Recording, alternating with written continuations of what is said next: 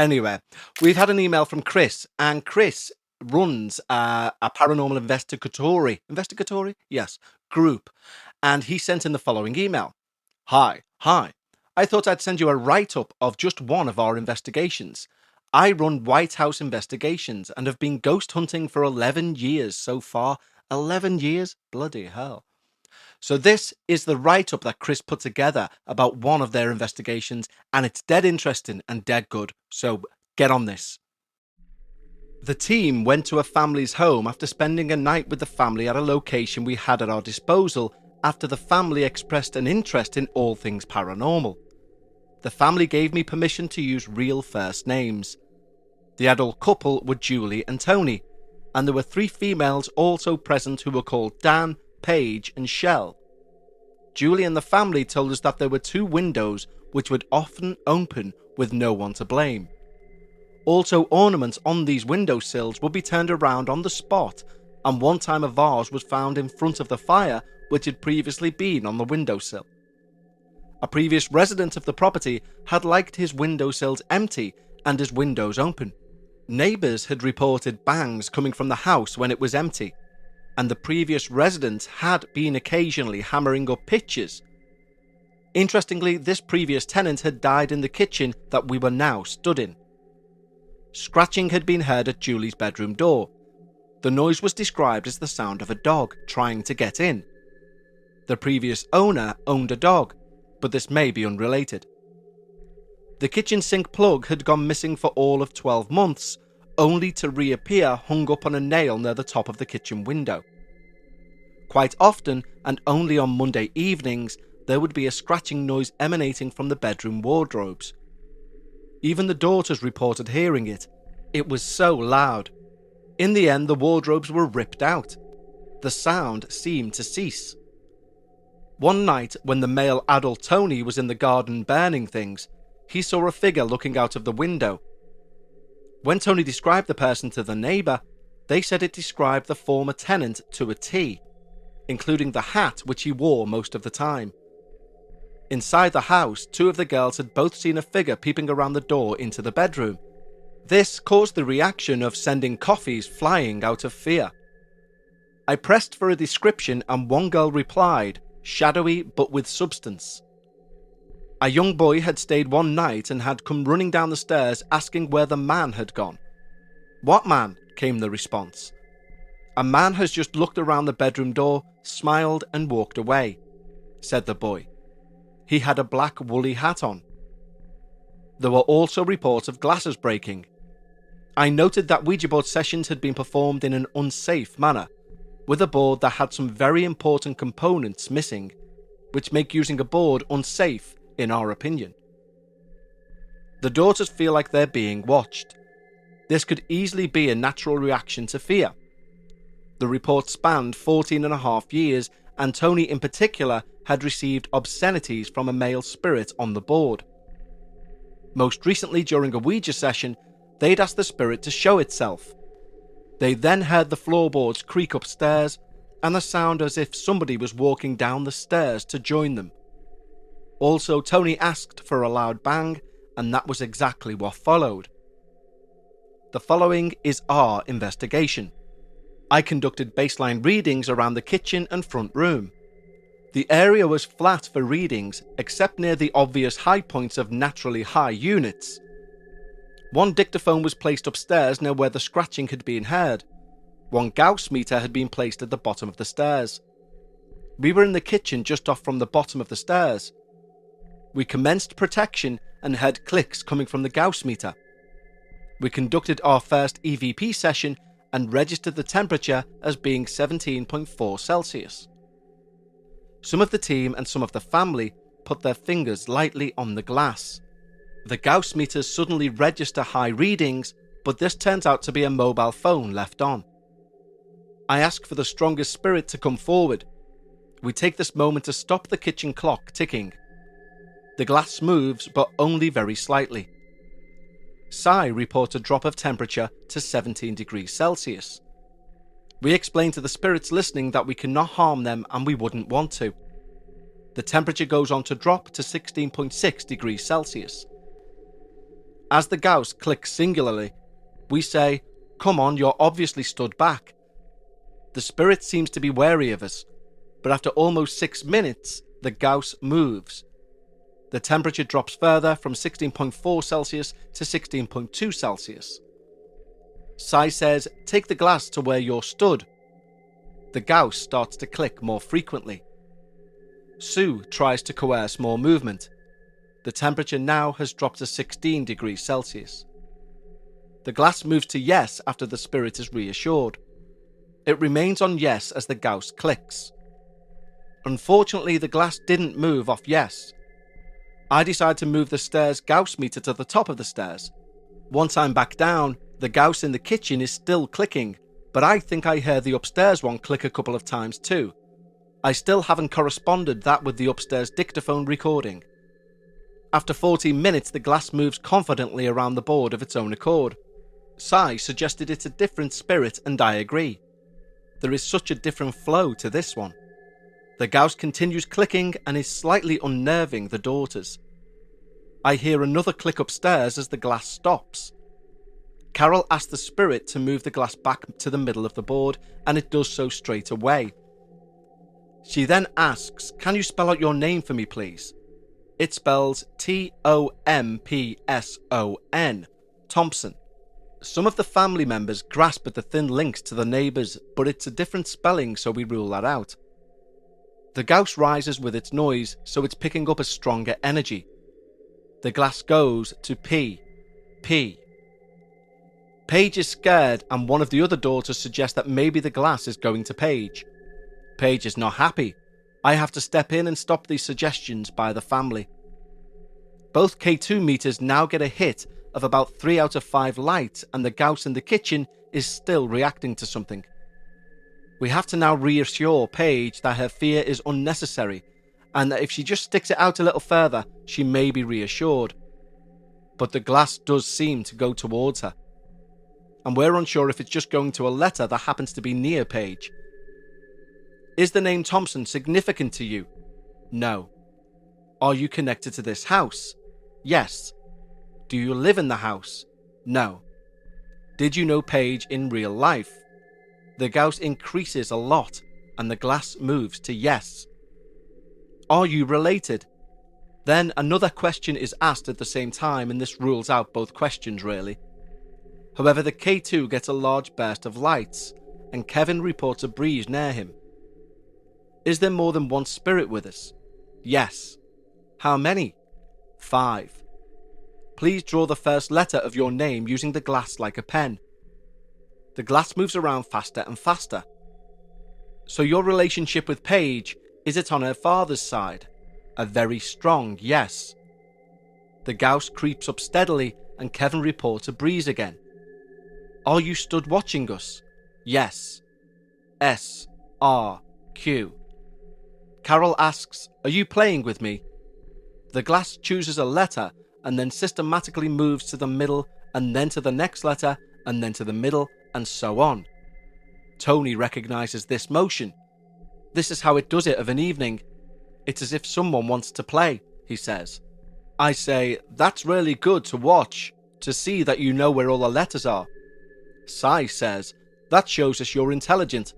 Sai continues, "If I tell you my name, will you tell me yours?" The Gauss goes surprisingly high, and we have to ask if all mobile phones are definitely off. The glass moves to P again, and then becomes uncooperative. But then it spells out P-E-T-E-R. Sai says, "Thank you, Peter, thanks for the trust. Are you the spirit that sometimes plays with Tony?" The Gauss continues to maintain 3 milligauss. Sai wonders if the spirit on the board is different to the spirit of the board. It's a good call. We try what I now call the grass up technique.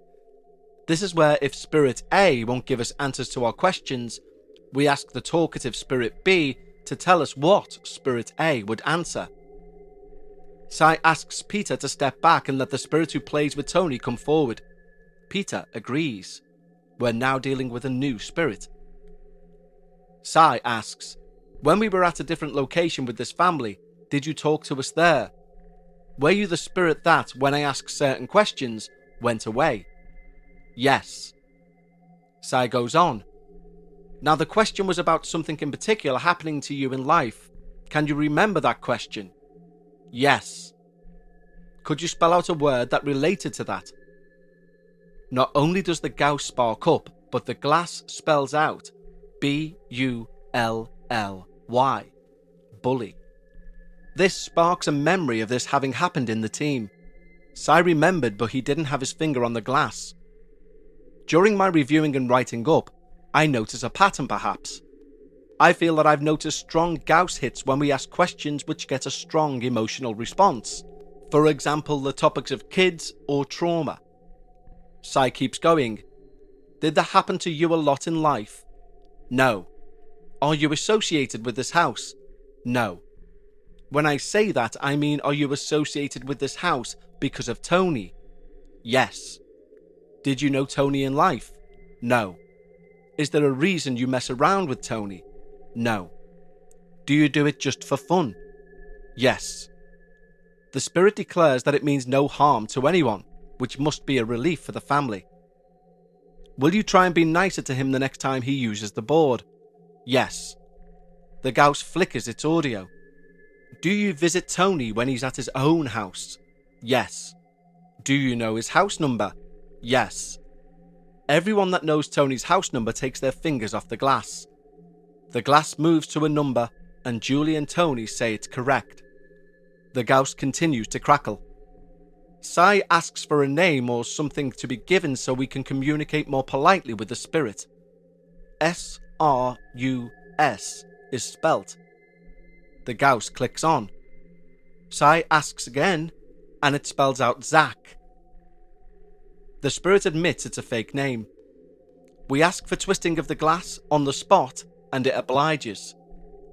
Is there a spirit here, Zach, who is associated with the Windows activity? There's a pause, then yes. Kevin asks, does he wear a woolly hat? Yes. Does he mess with the windows? Yes. Zach, could you tell us the name of this spirit? Kevin. Sai, can Kevin come to the board, please? Sai reassures the spirits that we mean no harm and we come with respect. Kevin, the scratching has to stop. The Gauss increases. We ask for a bang in the same way that Tony had on our previous visit. Interestingly, the Gauss does spike at this exact time. We ask if the spirit called Kevin is grumpy. The glass spells Tony. It transpires that Kevin finds Tony being in the house objectionable. But we explain that while Tony and the family may move on, it will just mean that another man inhabits the property at some point, and it will be easier for the spirit to reach an agreement with Tony. It also comes out that the spirit we have to refer to as Zach is in fact Kevin, but he was unsure of us to begin with. Sai asks, can we call you Kevin now then? No. Do we just call you Sir? Yes. I suggest an act of understanding that Tony can do for Kevin to appease the animosity. I say, is it true that you don't like things on your windowsills? Yes. How about Tony is in charge of keeping one windowsill clear? Yes. Tony moves the back window ornament. The Gauss climbs to 4 milligauss. Did you know we were coming? Yes. Tony verbally agrees to the deal. Tony says to Julie, is there something that you know about that window? Yes, she says. Sai runs with it and asks if Julie knows something about the window. The glass spells out BATHR. Julie intervenes that when she moved in, that had been his bathroom. Pretty impressive stuff if I do say so myself. Sai, is that why you like to keep it open, because of the bathroom moisture? Tony, I will keep that windowsill clear. Sai, will you be less awkward with Tony now? A long silence followed, so I said, Kevin, it's one step at a time and he's made the first step, and if you play fair then we can make another deal with him. We then hear a strange noise. Julie wonders if her mobile phone has come on at this point, or even worse, has been on all the time. We heard no messages come through though. We have a stab at table tipping, but nothing happens. We start the board again. Sigh. Can you move the glass to indicate that you're still here? The glass moves to goodbye. We have no real option but to respect the board, and so we close down. In review, 1. During the investigation, the family dog was outside in the back. I listened to 90 minutes of audio in order to review the sound and to write up this piece. I became accustomed to the dog quickly, as I had on the night. One noise stood out as unusual. As Tony is talking one time towards the deal part of the night, a sound is definitely caught on audio. On the one hand, it could be dispelled as being the dog, but I would say it's the only time the dog makes this particular noise. Knowing for a fact that a dog was present makes this difficult to call, and for that reason we have to throw it out as inconclusive, but it will remain bookmarked. 2. When I was reviewing the Whistle EVP session, I heard a faint breathy reply as if in response to Sai's tune. In fact, it sounded like it tried twice. The second was less convincing. I emailed the sound clip to the team and they could not hear what I was hearing. This could be that there really is nothing of note to hear, or it could be that their listening equipment is different to mine. Also, when you are the one reviewing the whole evidence, you become accustomed to the audio, and so that your brain finds it easier to hear odd sounds. Hearing a clip makes it harder to distinguish the sounds. It would appear that the family were indeed pestered by a former tenant. Although he took a dislike to another male inhabiting his former space, he didn't mean any harm. Kevin will hopefully remain quiet now that a deal of sorts has been done. Hopefully the family will use a safer board in the future too. Hope this isn't too long for your show and that you enjoy it. Regards, Chris Whitehouse. So there you go, guys. It was a bit lengthy, but I thought it would be very interesting to have a proper insight into what these ghost hunting teams do. Because, you know, I've been on paranormal investigations, I say in inverted commas, but there are people like Chris says there who've done it for over a decade, and I've no idea what they do. So I found that fascinating in terms of what they do. Now, I am a bit surprised about the casual seeming use of the Ouija board there, because we do hear, and I'm not saying it's right or wrong, but we do hear obviously a lot of, "Ooh, don't do that, the devil will eat your bum," and things like that. So yeah, I am kind of surprised at the sort of blasé use of it there. Another thing that is interesting about the Ouija board then, and that story, is the part in it where they say, what number does Tony live at? And the board comes back with the right answer. And the reason I'm saying that that's interesting is because I've seen that happen. When we done the Ouija board once, when I was about maybe 17, there was a group of us, and there was one lad who is a complete and utter skeptic, right? Complete skeptic. Didn't want to take part, so didn't. Sat on the couch. And there was another lad taking notes, and there's about 5 of us doing the Ouija board. And somebody apparently comes through, and he says he knows this guy. His name's Michael, who's the skeptic on the couch. So we're all looking at him, and everyone on the board thinks that this is getting pushed. And he goes, "Bollocks, it's all bollocks." He said, "All right, then, if it knows me, what number," because this lad used to live in Sri Lanka. He says, "What number house did I live in Sri Lanka?" So it comes up 114. And he goes, "See, all nonsense. It was 72. So we go, "What are we doing this for? You know, it's a complete waste of time. We're just pushing it around, getting nonsense." So we stop and we go about with our day. The next day, he turns up, not like white as a sheet. He just turns up and says, "Get on this. I was telling my mum and dad about what we done and blah, blah, blah, and the Ouija board. First house we moved into was 114. He said, but we were only in her a week. And then we moved to another house." Bizarre. Anyway, Chris, thank you very much for giving us an insight into your wonderful paranormal world. And if you have any other things like that, please do let us know, because even if I don't put them on the show, I'm personally interested.